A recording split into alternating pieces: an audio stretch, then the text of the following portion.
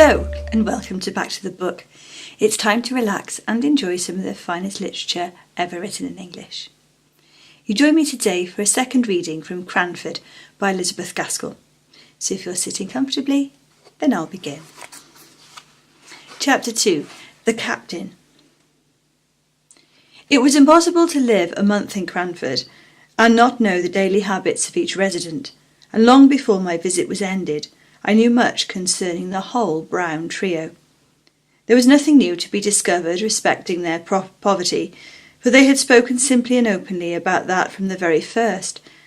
They made no mystery of the necessity for their being economical. All that remained to be discovered was the captain's infinite kindness of heart, and the various modes in which, unconsciously to himself, he manifested it. Some little anecdotes were talked about for some time after they occurred. As we did not read much, and as all the ladies were pretty well suited with servants, there was a dearth of subjects for conversation. We therefore discussed the circumstance of the captain taking a poor old woman's dinner out of her hands one very slippery Sunday. He had met her returning from the bakehouse as he came from church, and noticed her precarious footing, and with the grave dignity with which he did everything, he relieved her of her burden, and steered along the street by her side, carrying her baked mutton and potatoes safely home. This was thought very eccentric, and it was rather expected that he would pay a round of calls on the Monday morning to explain and apologise to the Cranford sense of propriety. But he did no such thing, and then it was decided that he was ashamed and was keeping out of sight. In a kindly pity for him, we began to say, "After all, the Sunday morning's occurrence only showed great goodness of heart," and it was resolved that he should be comforted on his next appearance among us. But lo! He came down upon us, untouched by any sense of shame, speaking loud and bass as ever, his head thrown back, his wig as jaunty and well curled as usual, and we were obliged to conclude he had forgotten all about Sunday. Miss Pole and Miss Jessie Brown had set up a kind of intimacy, on the strength of the Shetland wool and the new knitting stitches. So it happened that when I went to visit Miss Pole, I saw more of the Browns than I had done while staying with Miss Jenkins, who had never got over what she called Captain Brown's disparaging remarks upon Dr. Johnson as a writer of light and agreeable fiction. I found that Miss Brown was seriously ill of some lingering, incurable complaint, the pain occasioned by which gave the uneasy expression to her face that I had taken for unmitigated crossness. Cross, too, she was at times, when the nervous irritability occasioned by her disease became past endurance. Miss Jessie bore with her at these times even more patiently than she did with the bitter self-upbraidings by which they were invariably succeeded. Miss Brown used to accuse herself, not merely of hasty and irritable temper, but also of being the cause why her father and sister were obliged to pinch in order to allow her the small luxuries which were necessaries in her condition. She would so fain have made sacrifices for them and have lightened their cares, that the original generosity of her disposition added acerbity to her temper. All this was borne by Miss Jessie and her father with more than placidity, with absolute tenderness. I forgave Miss Jessie her singing out of tune and her juvenility of dress when I saw her at home. I came to perceive that Captain Brown's dark Brutus wig and padded coat, alas, too often threadbare, were remnants of the military smartness of his youth, which he now wore unconsciously. He was a man of infinite resources, gained in his barrack experience. As he confessed, no one could black his boots to please him, except himself, but indeed he was not above saving the little servant-maid's labours in every way, knowing, most likely, that his daughter's illness made the place a hard one.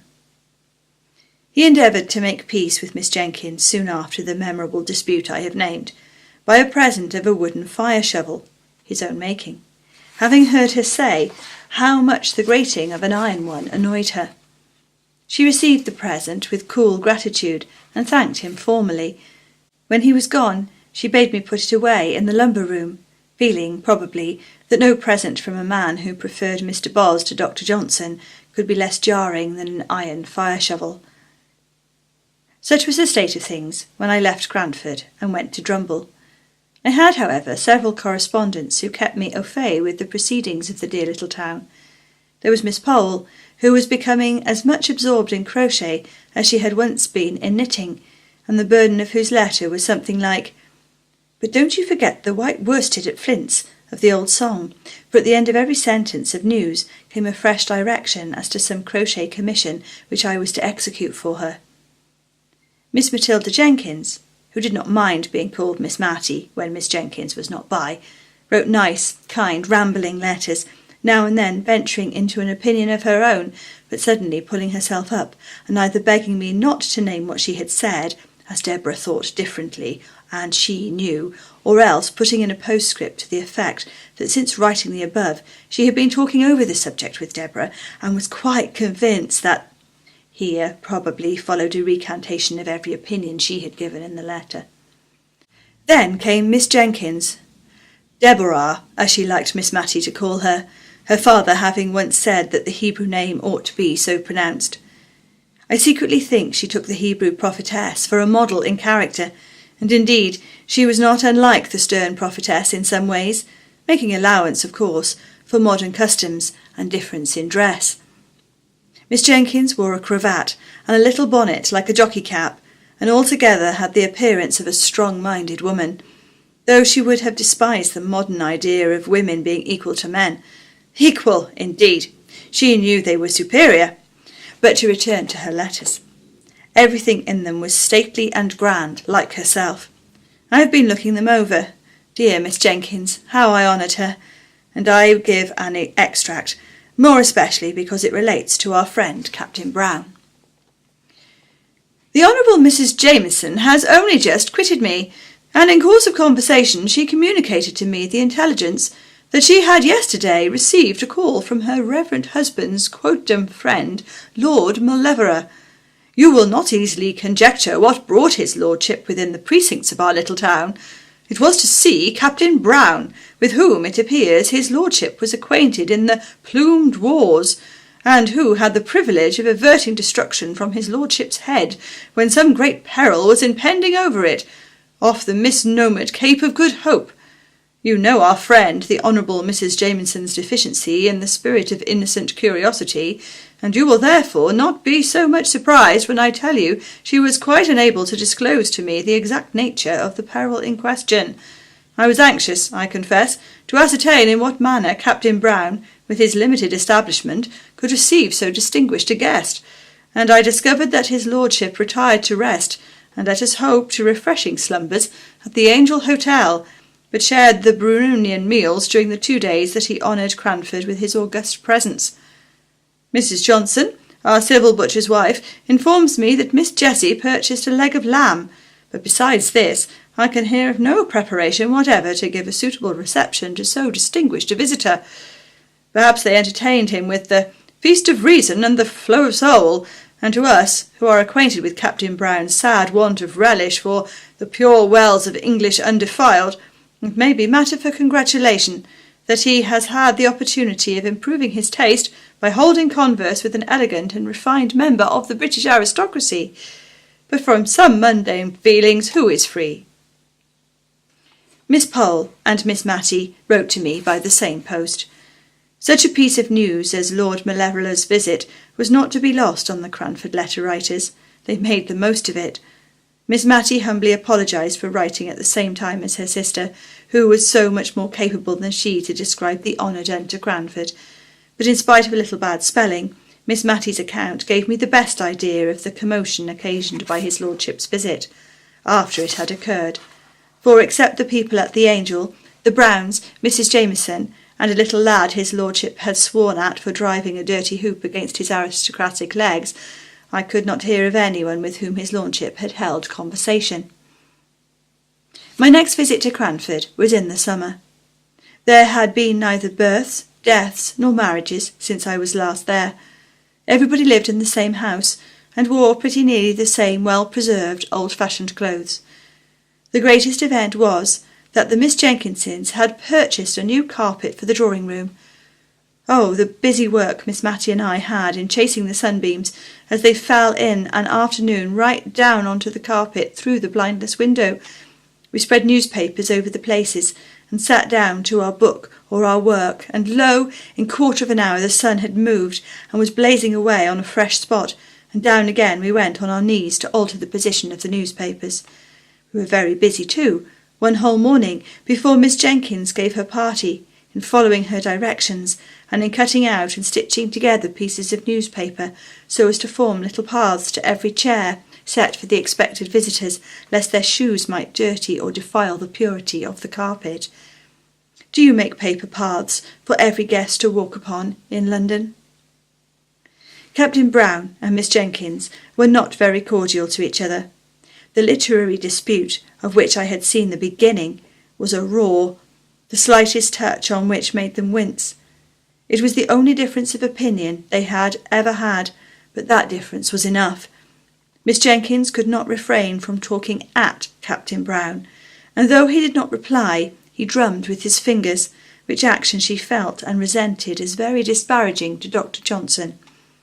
He was rather ostentatious in his preference for the writings of Mr. Boz, would walk through the street so absorbed in them that he all but ran against Miss Jenkins, and though his apologies were earnest and sincere, and though he did not, in fact, do more than startle her and himself, she showed to me she had rather he had knocked her down, if he had only been reading a higher style of literature.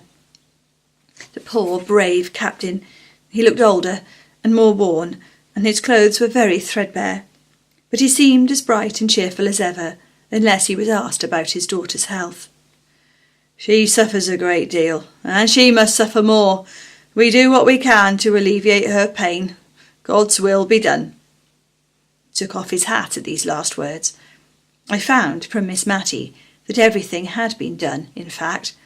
A medical man of high repute in that country neighbourhood had been sent for, and every injunction he had given was attended to, regardless of expense. Miss Matty was sure they denied themselves many things in order to make the invalid comfortable, but they never spoke about it. And as for Miss Jessie, I really think she's an angel, said poor Miss Matty, quite overcome. To see her way of bearing with Miss Brown's crossness, and the bright face she puts on after she has been sitting up a whole night and scolded above half of it, is quite beautiful. Yet she looks as neat and as ready to welcome the captain at breakfast time as if she had been asleep in the Queen's bed all night.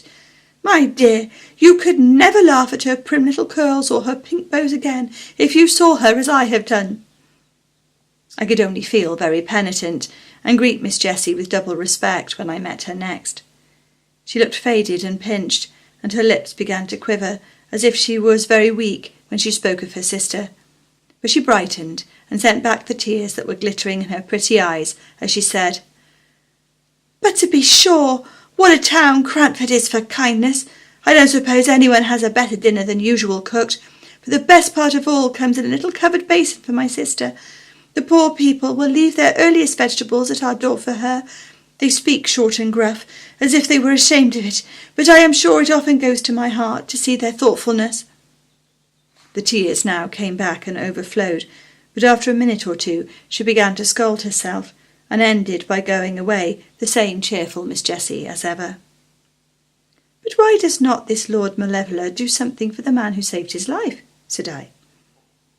Why, you see, unless Captain Brown has some reason for it, he never speaks about being poor, and he walked along by his lordship, looking as happy and cheerful as a prince, and as they never called attention to their dinner by apologies, and as Miss Brown was better that day, and all seemed bright, I dare say his lordship never knew how much care there was in the background. He did send game in the winter pretty often, but now he has gone abroad. I had often occasion to notice the use that was made of fragments and small opportunities in Cranford, the rose leaves that were gathered ere they fell to make into the potpourri for some one who had no garden, the little bundles of lavender flowers sent to strew the drawer of some town dweller, or to burn in the chamber of some invalid. Things that many would despise, and actions which it seemed scarcely worth while to perform, were all attended to in Cranford. Miss Jenkins stuck an apple full of cloves, to be heated and smelled pleasantly in Miss Brown's room, and as she put in each clove, she uttered a Johnsonian sentence. Indeed, she never could think of the Browns without talking Johnson, and as they were seldom absent from her thoughts just then, I heard many a rolling three-piled sentence. Thank you for listening. Do join me next time for more from the town of Cranford. Subscribe to the channel to be sure not to miss a thing. Goodbye.